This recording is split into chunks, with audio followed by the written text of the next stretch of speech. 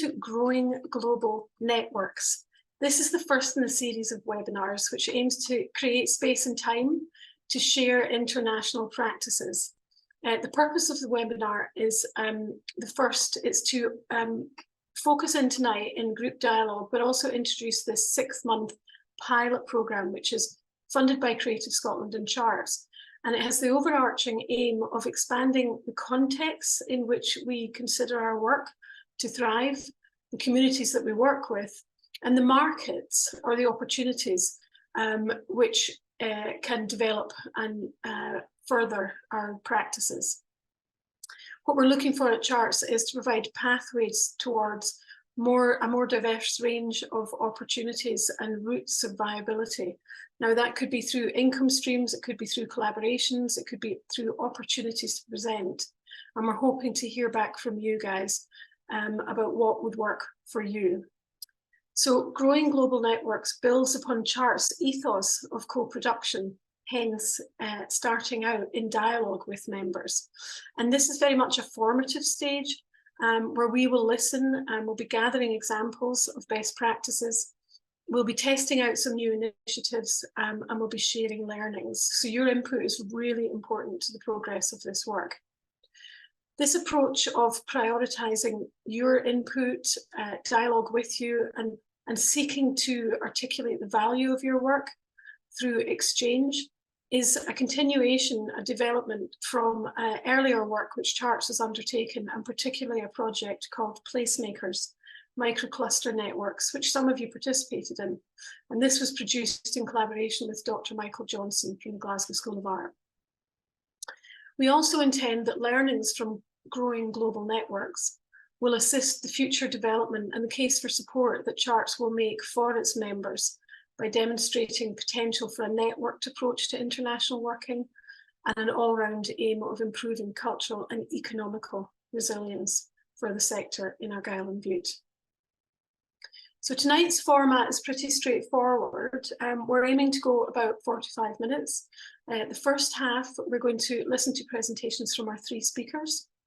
And then the second half, we'll continue with a discussion with your questions and your feedback. This will then continue next Wednesday in the next webinar, and we do invite you to join up for that. Kirsten will share the link at the end of the session, which I'm sure you can ably find if you found your way here tonight. So tonight our speakers include Naoko Mabon and Rutger Emmelkamp, and I'm absolutely delighted to welcome our first speaker, Norah Campbell. Norah is the Head of Arts for British Council Scotland, and she works closely with Scottish, UK and international stakeholders and art partners to facilitate international collections and nurture collaborations and identify strategic opportunities that result in initiatives for the Scottish arts sector. Norah is born and brought up in Mull, and she's a graduate of Edinburgh College of Art and Strathclyde University, and she's over 25 years experience working in the Scottish arts sector, including programme delivery, venue management, educational projects, international work consultancy, governance as a trustee, and developing arts policy and strategies. Her past roles have included Head of Skills for Creative Cultural Skills, Director of Anne Turin, Chair of the Scottish Music Centre, Board Member of Puppet Animation Scotland, and Board Member of the Arts Council of Wales, and she's currently a Board Member of Creative Scotland. Norah, you're going to share a presentation with us introducing your work at British Council Scotland, and I think very much flagging up, introducing pathways that might be relevant to some of us here tonight, but also I think explaining this advocatory role that British Council Scotland plays on behalf of all of us. Okay, thank you. So nice to see you.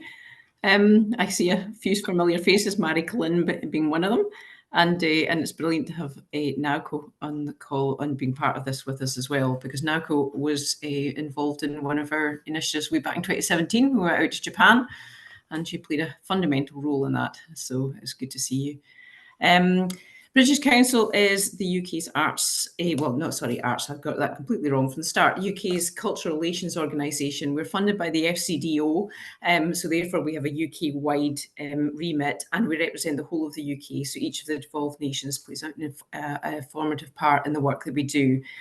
We work through education, through English and exams, and through arts and culture.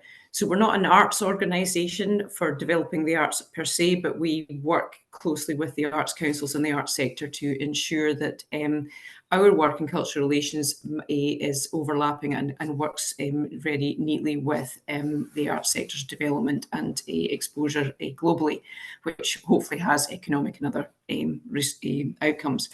That's a nice picture of the British Council's pavilion in Venice this year for architecture. So just to give you a bit of context for that picture. So our main role is supporting peace and prosperity by building connections and understanding and trust between people in the UK and countries worldwide. And using the arts and culture is a really fundamental way of doing that. And we have some of the biggest impact for the smallest bit of the organisation. I'll say that anyway, I always would, but it's true. So we have a reach over, I think it's over 200 countries we work in, and we have a presence physically on the ground in over 100. So next slide, please. Thank you. That gives you a sense of the impact. So 67 million people were directly connected with last year. And then there was even it goes into the hundreds of millions when we start to talk about the digital and publications. So fundamental for us to keep that work going. And as I say, 6 continents, 100 countries, etc. Next slide, please. Thank you. So our work in arts and culture, it's really about connecting people with that is fundamental to everything we do, brokering, connecting throughout all of our work, and trying to, and it's not about broadcasting internationally to a market. It's about finding those connections, these meaningful collaborations, developing inclusion and sharing enterprise. So it's very much about the a mutuality of how we can bring people together and what they can develop collectively. So that gives you a little bit of a sense of the impact of our arts work. Moving on, sorry, some of these are really like information loaded, so we'll share them with you, you can have them.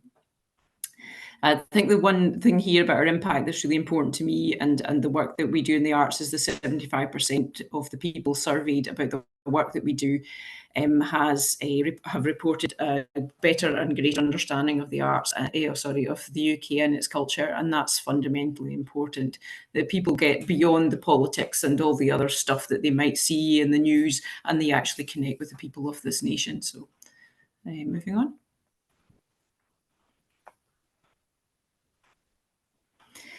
So the work that we do in culture, it falls under these 3 big banners: culture engagement, creative economy, and cultural response.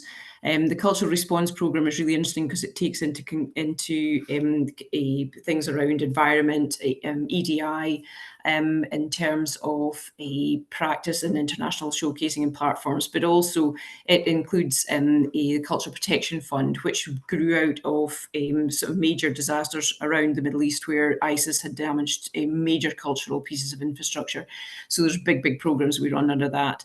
But the work we do in Scotland is largely connected through a cultural exchange. Okay, next slide, please. Thanks, Kirsten, for helping on this.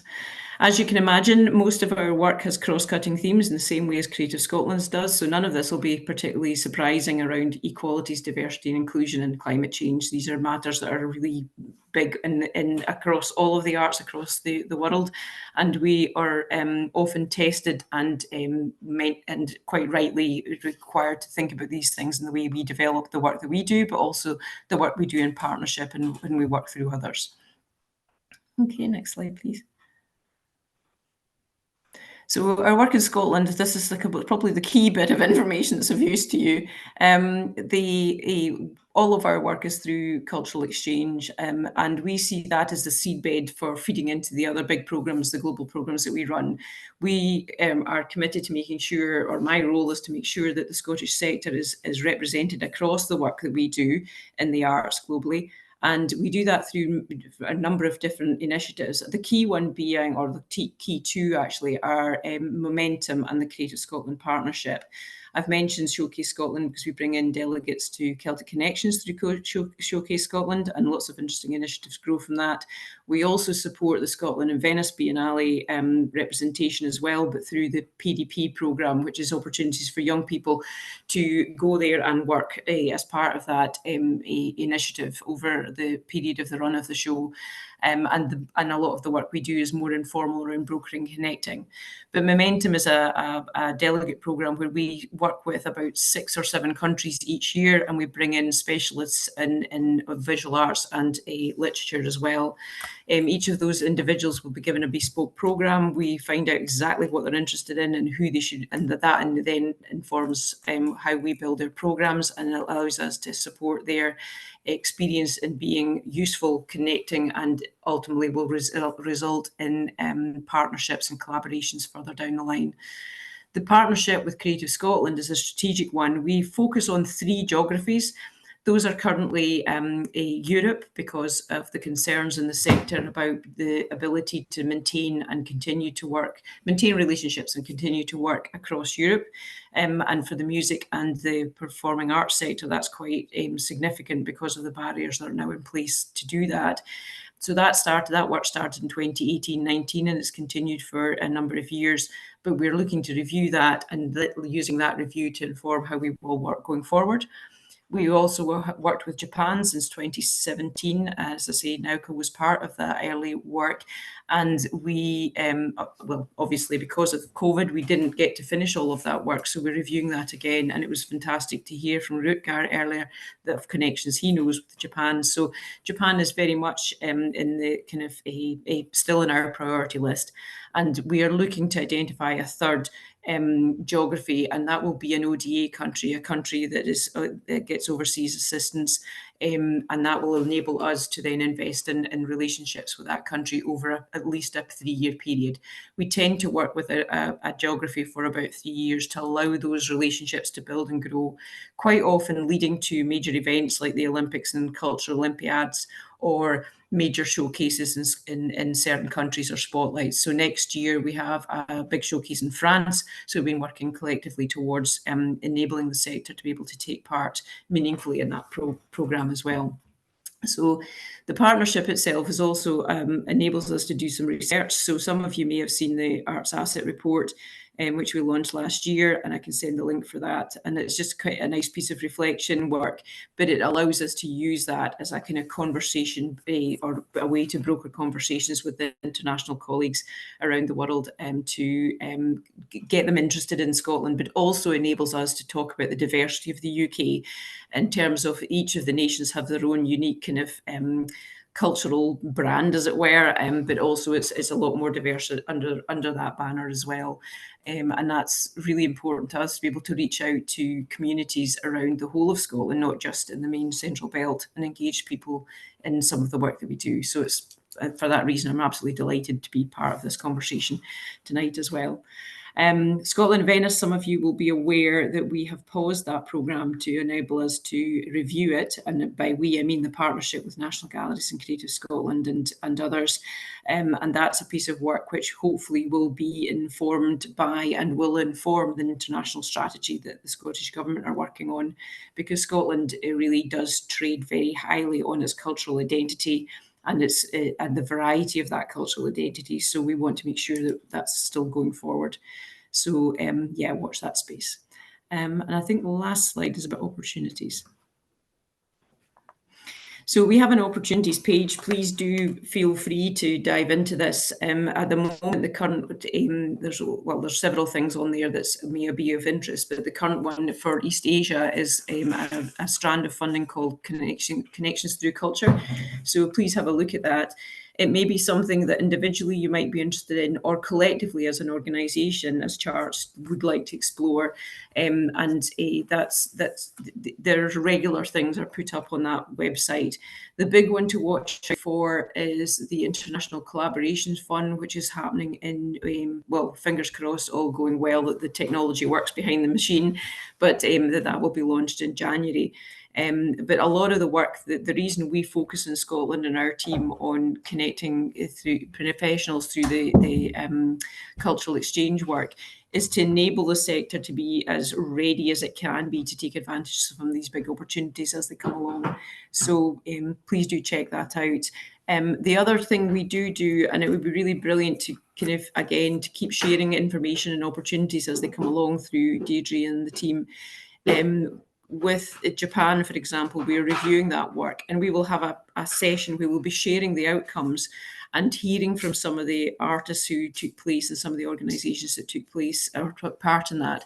So it'd be brilliant to be able to bring you into that conversation, for you to hear some of those experiences, the kind of impact that that's had on their careers, the kind of outlook they have on the work that they do. And so COVID's kind of scuppered a lot of those things, so we're now trying to get back on track and have more of those moments where we share information more widely with the sector. Because from Creative Scotland's point of view, the more we can enable the sector to be a strong and confident working internationally, the better for the sector overall. So yeah, it gives you a sense of what we're doing, and I look forward to our conversation, and especially hearing from Naoko and Rutger next. Thank you. So thank you again for that, Norah. And that leads us on to our second speaker, who's Naoko Mabon. And Naoko's going to tell us a little bit about her practice. Based in Oban, Naoko has initiated her practice through an organisation or an activity named Wagon in 2014. And as well as the international collaborators from Japan, Taiwan, Brazil, and other places, she has collaborated with institutions and individuals in Scotland, in Orkney, in Iona, in Banff, in Skye, Helmsdale, Edinburgh, Mull, Glasgow, Oban, and other places in Argyll as well.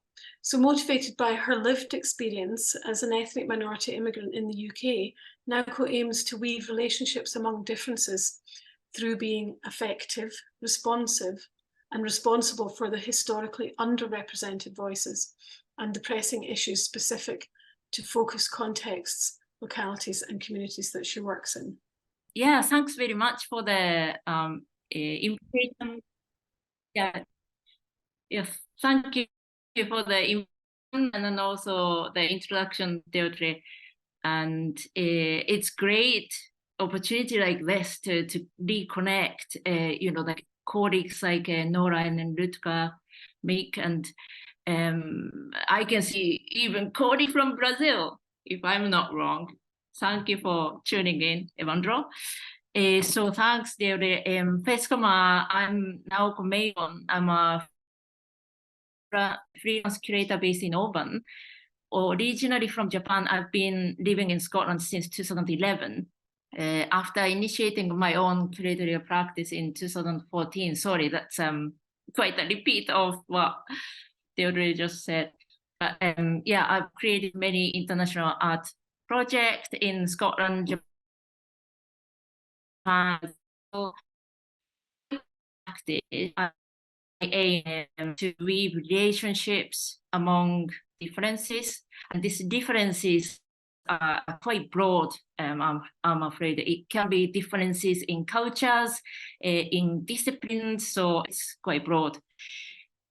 So I aim to respond to and take responsibility for issues of focused context, locality, and community. Also, I aim to challenge traditionally dominant perspectives and narrations. So I'm afraid that these aims are quite vague at the moment, but I'm happy to elaborate later on. One of the examples of my international work is 2 Scotland-Japan cross-disciplinary projects with artist Harperin, whose work explores relationships between geological phenomena and daily life. The first one was geologic intimacy Yunohana between Beppu and Aberdeen. The second one was the rock cycle Yamaguchi between Yamaguchi and Orkney, which was disrupted by COVID, but successfully ended last autumn with an exhibition at Piaz Center in Stromness, showing works by Rana and 2 Japanese collaborators, Yoshihisa Nakano and Keijiro Suzuki. And this second project was really supported by the the scope visit we've done with the British Council Norah mentioned, so thank you very much. Crossing the interface across visual art and natural science, I gained a much deeper embodied understanding of the relationships between humans and natural world, as well as the relationship between humans. Also, working on this project widened our network significantly and created multiple opportunities both in Japan and Scotland. And I'm not partly a fan of using numbers to evaluate the quality, but for instance, in this 2 project, we made 6 exhibitions, 10 public events, produced 2 artist books. I wrote 3 texts for a book or journal. We spoke at least in 3 talk events. And of course, we met numerous people, both in art and natural science community and beyond. One of the ongoing international work is Eco-Creative Cluster project of the Rockfield Center in Mabon. The focus of this project is natural dyeing. It started 2 years ago as part of Chart's Placemakers Microcluster Networks program that Deirdre mentioned. There are 2 main elements in this project. The first element is based locally in Mabon, developing a dye garden in the grounds of the Rockfield Center with local volunteers, which led by a textile artist, Deirdre Gray. I trust Deirdre is in this space tonight, thank you. The second is an international element, which is led by myself. When we started the project, it was in the middle of COVID, so our physical movements were restricted, but still we found a way to do an international exchange. Each month, we met virtually with a practitioner from a different locality in the world who also uses natural dyeing. Over 2 years, we met 13 practitioners from 11 places, including Mabon, Mull, São Paulo, Yubari in Japan, Cebu in Mali, Wales/Jamaica, Cromarty, Pembrokeshire in Wales, Lampa in Bangladesh, Alvament in Ethiopia, and Nunga Baradon country. Yes, and we uniquely created a safe and open online space for exchange and brought a criticality to this particular subject of natural dyeing. We managed to produce artwork collectively by asking each of them to post a piece of dyed object and assembling them together in Mabon. When I decide who to invite, I try to be conscious about the diversity in perspectives, geographies where they are based, and the scales of their practice. I also invited people who use collective or collaborative processes of making or growing to urge social change for more environmentally and socially just practice. The motivation. So why I do my international work? I thought about it, and my motivation is rooted in both positive and negative things that I experienced, realized, or felt as an ethnic minority person living in the UK and Scotland. Also, an awareness of my own status, identity, and privilege as a curator or person born in Japan. Well, we can probably say that knowing others somehow clarifies where you are and who you are and possibly what you can possibly do. Also, a questioning something like there are many urgent issues in the world. I am small, but how can I be useful as a curator? Asking that kind of simple question is my motivation, I have to say. The benefit, well, this is my last slide, but these are the summary points, how international work will help me achieve a broader collective future aim. It's not really new points, and I hope that I'm echoing what Norah said, but I guess that in the smaller scale. So decolonial perspective and ACT, EDI, Norah mentioned equality, diversity, inclusion, inclusivity, and also urge social change for more environmentally and socially just practice towards a fairer and more sustainable world. So I'll stop here, and I'm happy to keep discussing with you. Thank you. Thank you very much, Naoko. And thank you so much for sharing your practice in such a personal way as well. I think that the aspect of your own motivation to use yourself as an agent, a catalyst for positive effect is really important. It's really inspiring. And it was great to hear you say that you feel that you're quite small, but that you want to take action. Because I think one of the aspects of international work is that it can feel really daunting. You know, there are all these unanswerable questions at the beginning. How do I go about this? What about the risk? So it's really inspiring to hear your presentation. I look forward to having the question and answer with you later on. Yeah, thanks very much. Thank you. So that takes me on to our next speaker, who is Rutger Emmelkamp. And Rutger is a visual artist, a researcher, he's a facilitator, and he's co-founder with Miek Mabon of Naoko, a creative hub and international residency based on Mull, but as you will hear, working internationally. His interdisciplinary practice spans installation, sculpture, painting, photography, and film.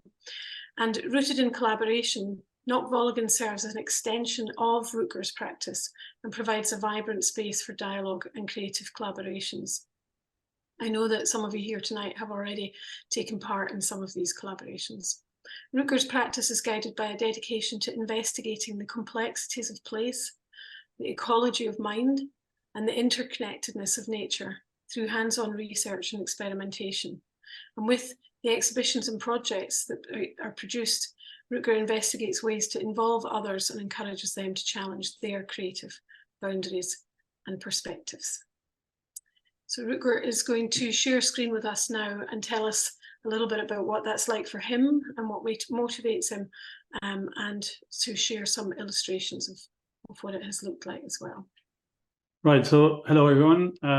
My name is Rutger, and on this slide on my right, you'll see my partner Miek.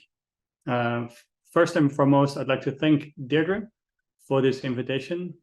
I think it's great to openly explore and share ways of international work, because I believe connecting with like-minded creatives beyond horizons is valuable in so many ways. I'm truly delighted to be here today to share our journey with all of you. So I'm speaking on behalf of the two of us with most of what I say. Miek and I are an artist duo from the Netherlands. And this story began 7 years ago when we made a life-changing decision to move to the island of Mull.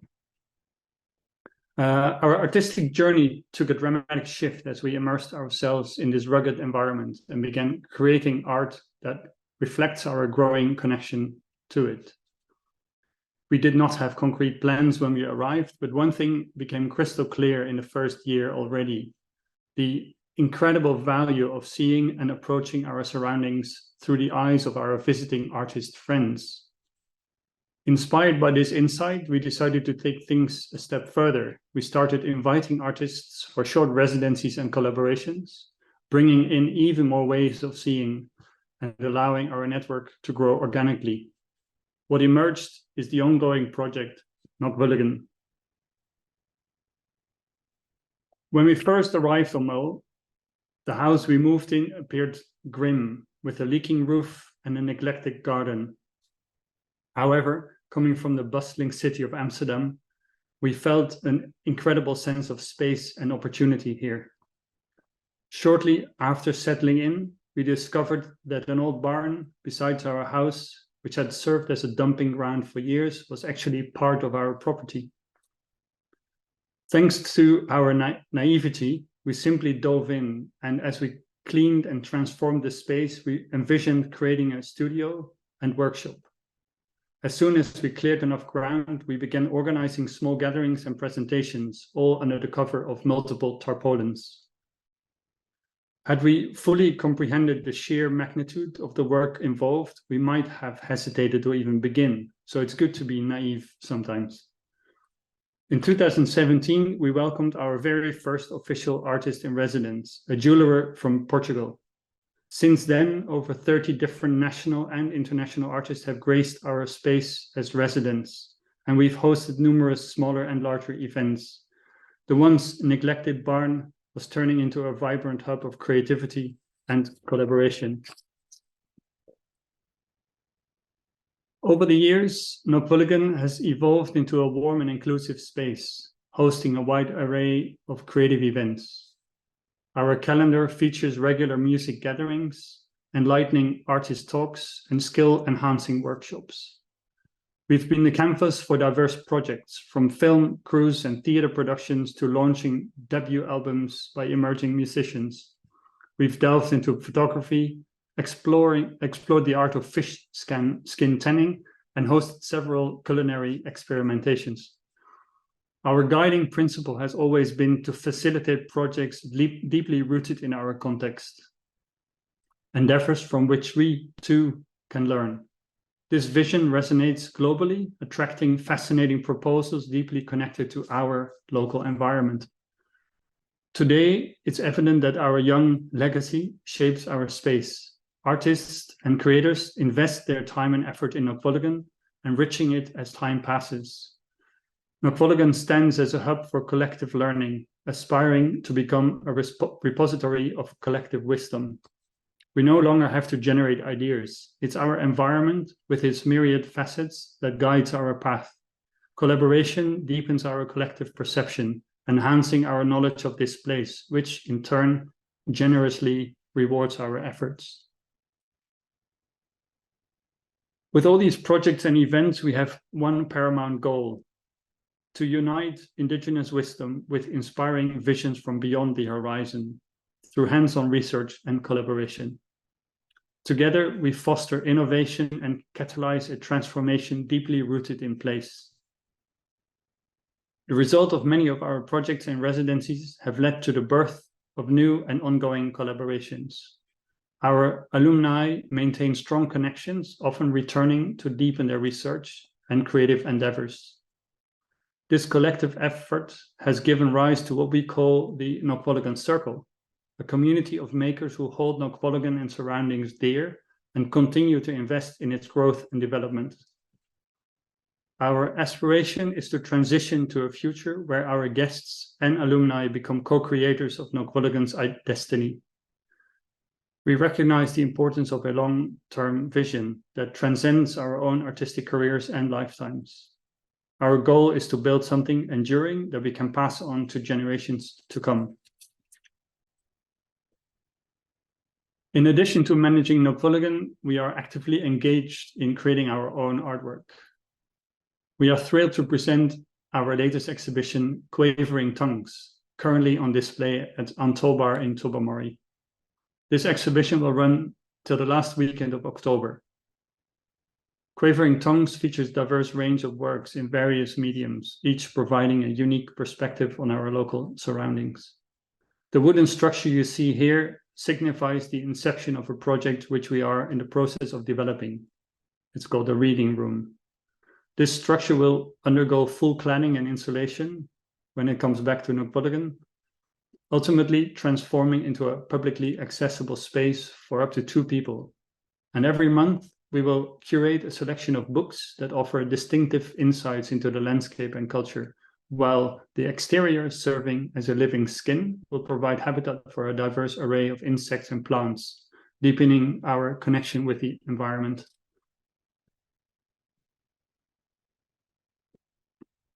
Allow me to present one of our esteemed former residents, Sien van Male, a Flemish playwright and actor.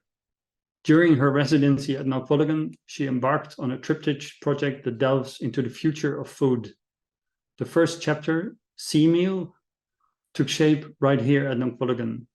Scene's creative journey is deeply rooted in her personal experience as she confronts Crohn's disease and seeks healing through food.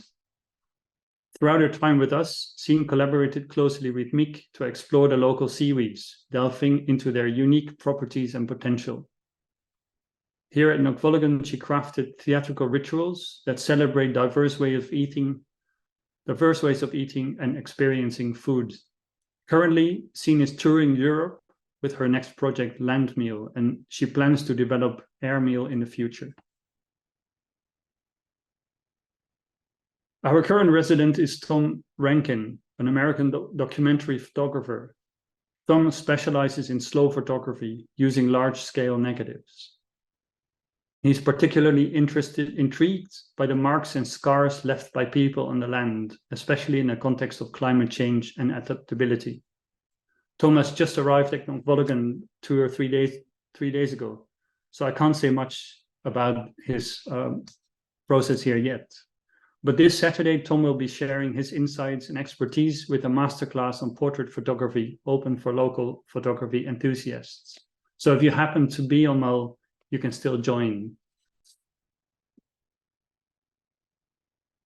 The central question for today's gathering pertains to why we engage in international work. And for me, the main reasons are to be challenged, have a stronger frame of reference, connect with like-minded people beyond horizons, to gain awareness of one's own locality, to access global markets, and to promote cultural exchange. So how will working internationally help to achieve our goals? Well, for me, that's very simple. It's more visions, more hands, and an inspiring network. I would like to end my presentation by asking how you would approach setting up an international collaboration. And with this, I hand back to Deirdre. Great stuff. Thank you very much, Rutger. Our third very inspiring presentation, and so rich as well. And I think quite courageous, a very different kind of model, I think, than we would have seen historically, that's focused absolutely on process and exchange rather than tangible, commodifiable outcomes at the end. So really interesting. So thank you very much to all of our three presenters. I think you've given us a very broad and very rich introduction to the Growing Global Networks season. What we're going to do now is just kind of pause for reflection. As I said at the beginning, tonight's webinar is in 2 parts, and we have run on a little bit longer than I had scheduled for, excuse my naivety. But I think what would be really nice to do is ask for you to share your thoughts and particularly your questions. And we've actually set up a little tool to help us do that. So just take this minute or two to do that. And then I can look at your questions and I'll group them together and we can have a discussion. Then I might ask our speakers just to start to respond to some of these questions. So 2 of them are asked directly. One is for Knockvolligan and another one is for Naoko. So I'll read out the Knockvolligan one first. I think that's an interesting one to start with, asking what the local reaction or the impact to the international work is. And while Rutger takes a minute or two to think about responding to that, I will see if I can group some of the other questions. Okay. Rutger, I can't see you on my screen. I'm just looking for you. Yeah, I'm here. Great. Are you happy to start us off with that? So, yeah, so what the impact is on, could you repeat the question just quickly? Yeah, what is the local reaction / impact to the international work? Yeah. Well, I think what's important in our sort of vision, which works, is like no matter how far like people come from, they always focus on very specific qualities in our direct environment. So, and that's through those connections to local knowledge. Like I can give an example. We had a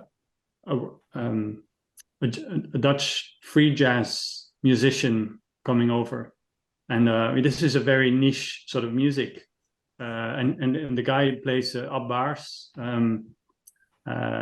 He plays among saxophone also the Japanese bamboo flute, the shakuhachi, and we organized an event, like a concert for him, not knowing how people would react. And we had already heard that people wouldn't go wild on jazz in general. And then this is really experimental, sort of hardcore. Not easy, but we had 45 people in the hall, and what was the most striking thing is that Abbar showed the musical score of the traditional Japanese music, and it indicates more the breathing in between the notes. And then suddenly he connected with the local community when they talked about wind and storms, and then suddenly he was surprised having this feedback from the community, experiencing strong winds here on the southwest of Mo all the time. So it's sometimes you don't even know on what level there is a connection, but we always are working hard to find some sort of connection of something that people know a lot of here, but then our international guest might look at that slightly different. So you end up in a nuanced dialogue quite soon in that way. So overall, we feel it's quite positive, or very positive. Yeah. Great stuff. I don't know who asked the question, but if you would like to respond to that, please do. Okay, so thank you very much for that, Rutger. A big responsibility. Okay, I'm going to move over to Naoko now, and there's a lovely comment, thank you very much, saying that you've really enjoyed the presentations, and also Rutger's expression of artists as being a way of seeing the world. And you've said that you'd like to know about how this is received locally, which Rutger's just touched on. So if I move over to Naoko, and ask you maybe just to pick up on that point and tell us then more about your inspiring transnational natural dyeing collaboration and what you learned from it. Yes, thank you for the question. So the international collaboration thing was funnily enough that happened during the lockdown time. So it was a kind of challenging time that we can't move, but we want to connect, with new people. And this online space was really useful for that. Then we connected, we spoke to different folks around the world. And one of the not surprising, but learning point, I guess, is that it's not new or anything surprising, I guess, but this natural dyeing practice is not new at all. Well, Deborah can tell us more, I think, but it's ancient. I mean, ancient practice, and it's been practiced all over the world, and so which means that having this agent between total strangers, we can connect with different people instantly. So we found that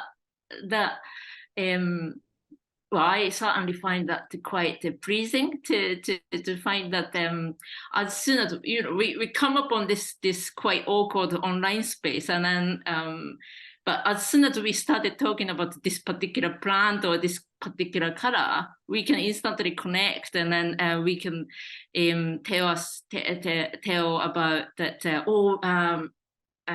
our local community, we do this method, and then we do this way to make living and help out the community and that kind of thing. So it was really encouraging way to and a quite gentle way I found to connect with people, to rather than talking about directly what kind of cultural difference we have, we talk about natural dyeing practice, and then that having that in the middle, as a practice in the middle, that was a really interesting way to connect, I thought. And then maybe can I take just 1 minute to I wanted to respond to Norah's point. Thank you, Norah, for asking what kind of outcome we came out from the international connection. So that's the first year's outcome we came out. That is what Deborah is showing. All the screens sent out sent from some of them are from international collaborators, and some of them are donated by the workshop participant in Mabon. So we did this tatakizome workshop, which is a very simple way to dye. It's basically, tatakizome is Japanese word, but basically bashing dyeing. So what we need is just a reed.